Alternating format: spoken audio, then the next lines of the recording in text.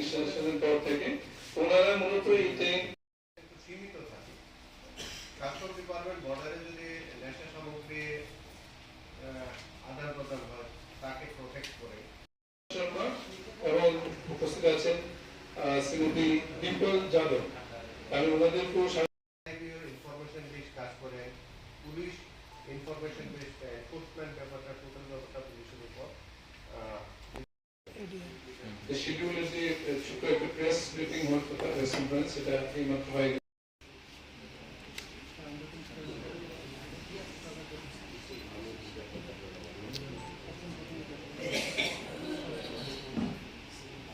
Training programme সেটা এখনই শুরু হবে। তো তার আগে আমি আপনাদের তার থেকে বিরত রাখা যায় সেই প্রচেষ্টায় সেই উদ্যোগ আমাদের। তো আশা করি এই উদ্যোগে আমরা সফল হব।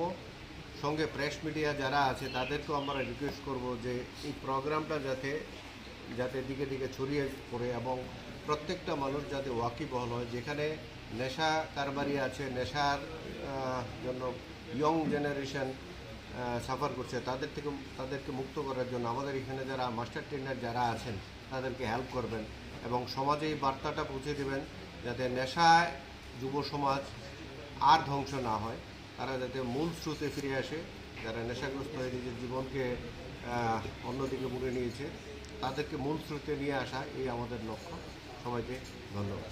মাস্টার ভলান্টিয়ার কতজন আছে সারা রাজ্যব্যাপী?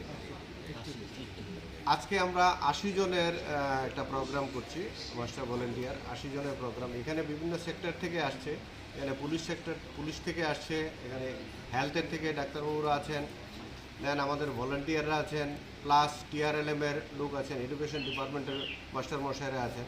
সবাইকে নিয়ে, সমাজের সব বর্গের মানুষকে নিয়েই এই প্রোগ্রামটা।